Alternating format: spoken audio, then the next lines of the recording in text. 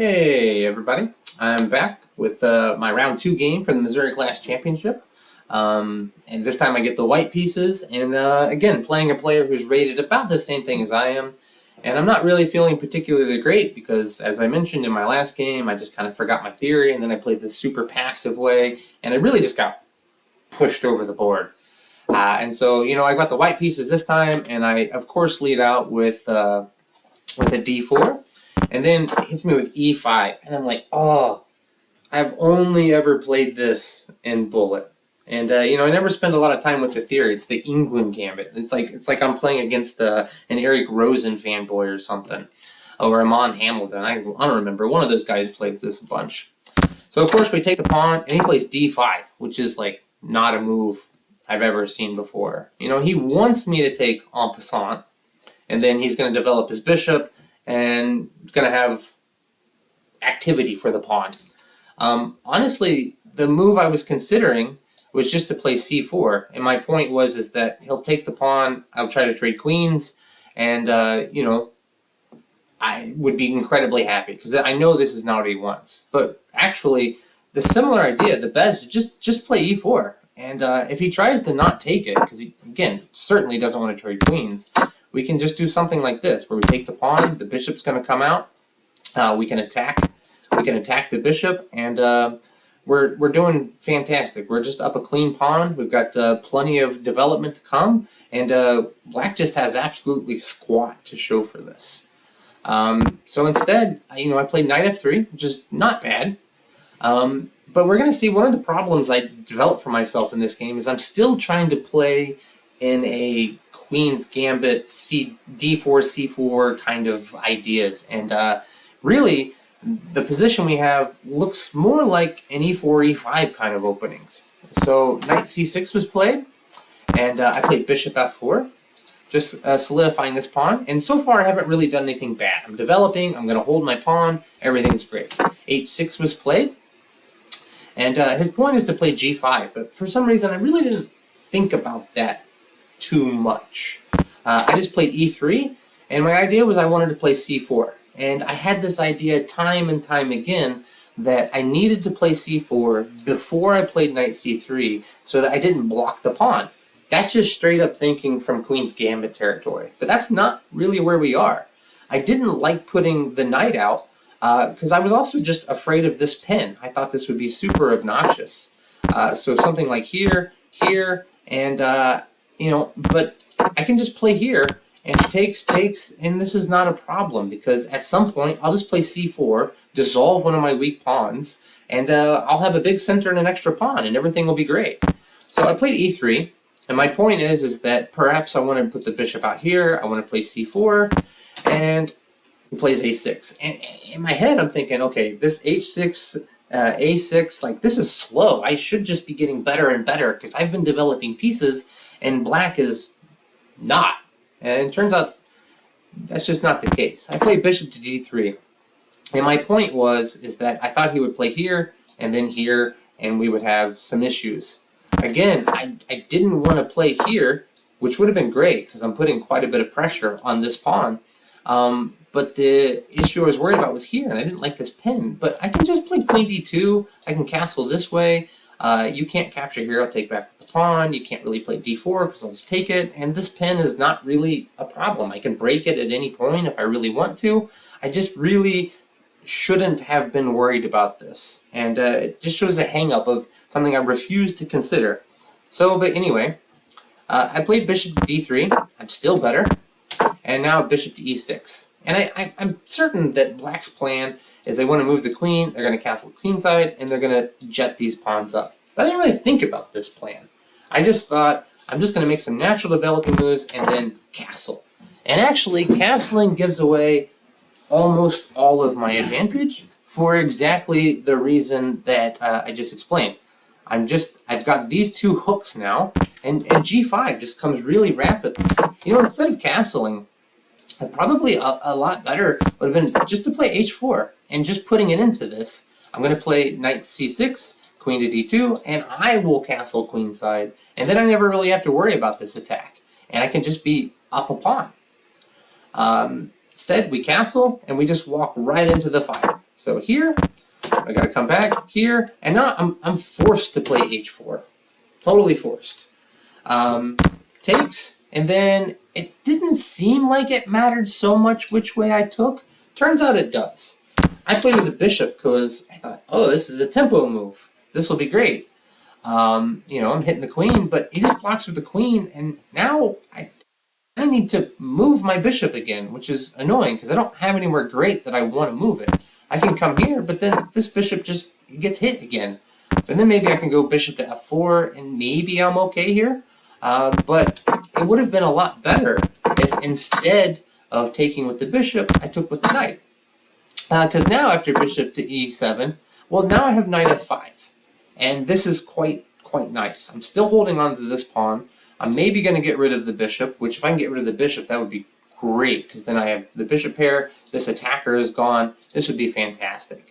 But instead, I took this way, and then the bishop comes out, and, well, I felt like I had to take here. But now, look, I just spent a whole bunch of moves, essentially trading the bishop for itself, helping black develop, and he's prepared to castle now. And this king side, looking shady, to say the least. So I just assumed that black was going to castle next. And, I'm already feeling not good that I've let things kind of go, and I have. The position's just about equal, even though I'm up a pawn. And I played queen to e2. Again, why not bring out the knight? Or play c4. Well, I kind of get why I don't want to play c4 now, because it just gives the pawn back. But playing here was frankly just kind of a hope chess kind of thing. I really just kind of thought that something like this would happen, and I could play bishop to a6. I would take, and then if he plays this way, then I thought I have some interesting ideas. I can play rook to d1. I can play c4, and I'm the one who's kind of attacking now. And I thought this would give me some chances, and but that is just hope chess. He doesn't have to do that. I think maybe he saw my idea, and instead he just plays knight to h6. And now, what am I doing? Well, that failed. So, but still, I should probably go and play c4 or something, but get this knight out. Actually, just develop the damn piece. I don't know what I'm afraid of now. Now, what is this a problem? No, surely not. Surely not. I mean, I can just hit with e4 now, because I'm, threatening to win this pawn. And if you try to grab this guy, well, great. I play knight takes d5, your king is in the center, I'm exploding things open, and probably this is just a win for me. You don't really want to take here, but perhaps you have to, because I'm threatening to take this pawn with a big fork. And, castling, this has just got to be insanely scary. This has got to be a win, right? So, just develop the damn knight. But I didn't. I played e4. And my idea was that I thought I was going to open the center since he hadn't castled yet. I was going to try to force him to castle. So if he castles now, I thought maybe I might still have these ideas, but I probably don't anymore. Again, I should just play knight c3. I don't know how many times am I going to say knight c3.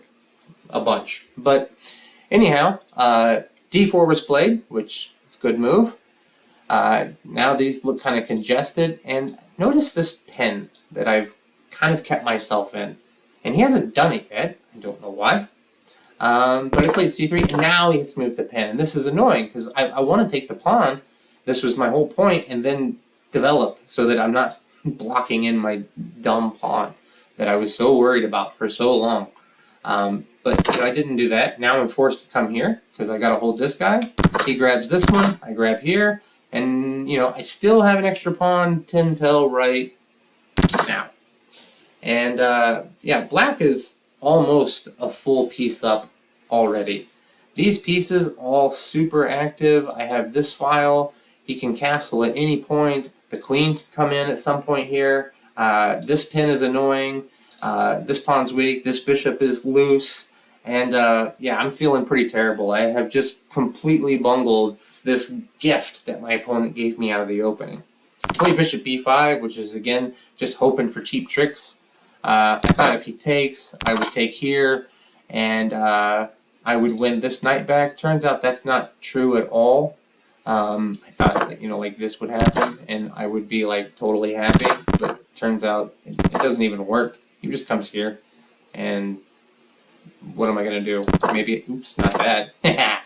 I mean, that's about the quality of moves I've been making thus far. But, I thought maybe something here. Turns out that's all ridiculous, because he can just play this, and I'm forced to move the bishop again. So I hear, and now, really surprising move, rook to d8. Why not just castles? It does the same thing when your king's not in the center. And this decision, while it's fine, and black's totally crushing, I'm down the equivalent of like a rook now, the king still being stuck in the center ultimately is why I did turn this game around a bit. I ended up getting some play against here. Played rook to b8, again, because the threat is simple, to take here, and I can't take back here. So for example, if we just make a random move, well, it gets captures, I play here, then captures, and I can't take the bishop because of this fork.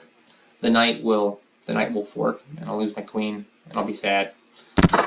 So instead, I brought this rook over, and my intention was that after takes, I would take, but it's not much different. We still have takes, and if I take now, things get hairy. We have bishop h3, I'm trapped. This is going to come this way. I'm forced to go to the side. The queen comes up, and this is a lights out kind of situation. Just nightmare. Anyway, I got very lucky because black missed that opportunity. And they played a pretty natural looking move, rook to g8.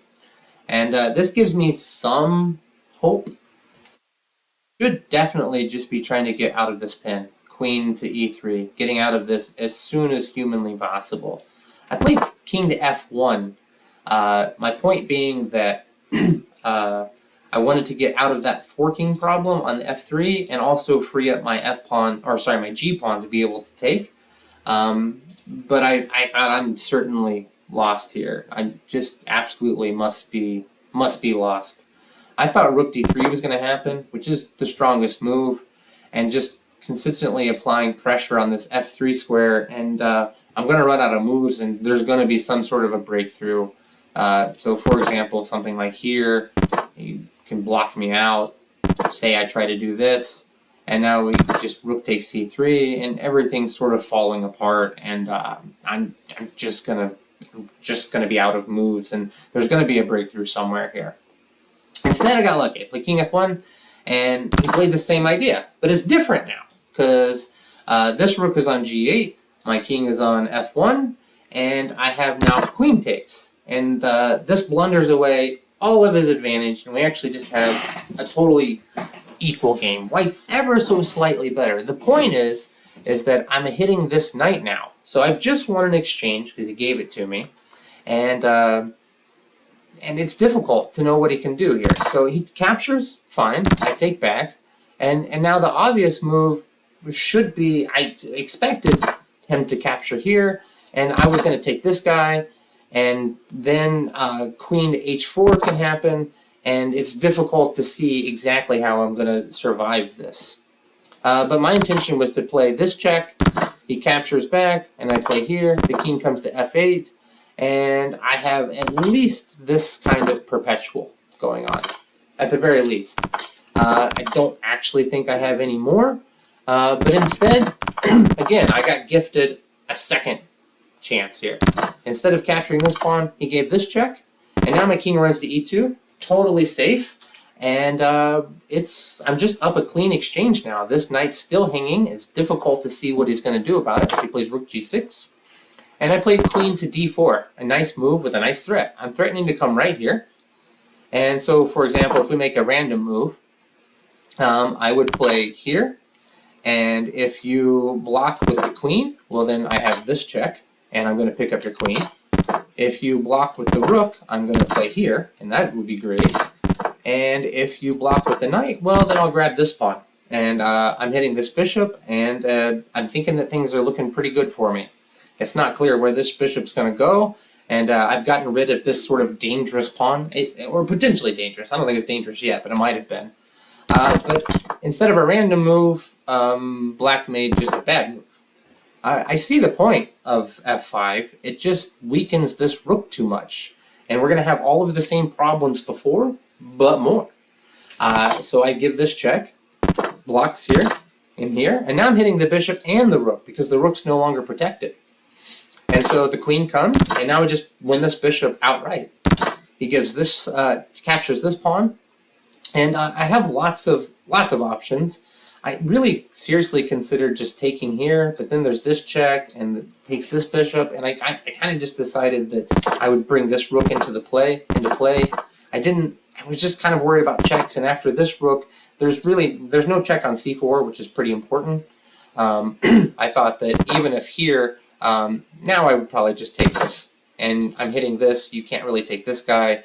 I'm blocking all of the important checks, and my king's totally safe. If instead you tried to give this check, well, I was just going to block this way, and again, similar problems to before. But instead, he came out, I grabbed this guy, and the game's just over now, because now the queens are forced off the board. You've got no way to defend this rook without trading the queens. So we trade the queens, and now I'm just going to mop things up. I come up, I decided to try to hold this pawn. I probably don't need to, but I didn't see any way I could capture it easily. I played king out, I gave this check, and I'm just going to bring this other rook in now. And this is just a mop-up job, because now actually this knight is stuck, and I'm going to win it. He comes out of the way, now I give this check. And the point is that if you try to go backwards, I can bring in this guy, and there's going to be substantial problems. You might be going to get mated. So instead of that, he comes out to here, and now I bring the knight in, bring the rook in, and the knight's not going anywhere.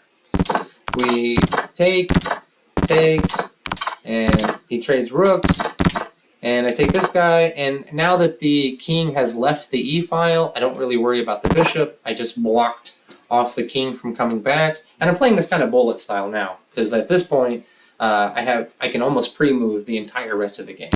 He captures, I'm just going to advance the pawn, I bring this rook to e3, it's defended, this pawn can never be touched, and it blocks out this pawn, and we go like here, and here I made a queen, I gave this check, and now my opponent did something that I didn't believe was possible. Well, okay, I believed it was possible, I just never believed it would happen. He gets it from the board, he goes out to a vending machine, he gets himself a bag of potato chips, and just proceeds to walk around the tournament hall, looking at the other games, eating his chips, and lets the clock just run. He had about 25 minutes left, and he lets the clock just kind of run down. I think this is hilarious. It's obviously terrible sportsmanship.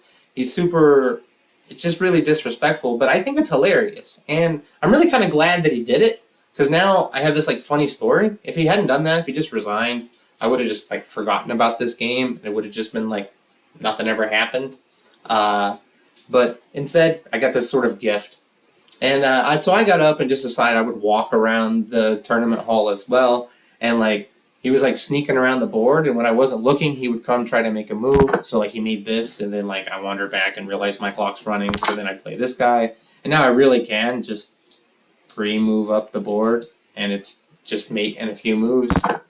Eventually, he kind of snuck around and played this one. I played this final check, and now he just totally let his clock run all the way to 0, which I think is probably about the funniest thing that's ever happened. But even so, I didn't really feel like I won this game so much as I told people hey, I got 1 point for game 2. I didn't win it, but I got 1 point because I really didn't win this game. I got gifted a horrendous blunder, and yeah, I just reacted quite poorly. I didn't really understand this whole concept of how strong this h6 g5, give them everything they want, and in these kind of situations, I just need to play knight c3, queen d2, castle queenside, and just happily be up a pawn. I'm getting pressure against this d5 square, and this would have been great. But instead, I let myself get outplayed again, because I played natural, sort of lazy developing moves, and I was stuck into some preconceptions about how the position should be played because it's a d4 opening, and I got myself in a lot of trouble, and incredibly fortunate to escape with a win. Anyhow, hope you guys enjoyed this. Thanks a lot. Bye-bye.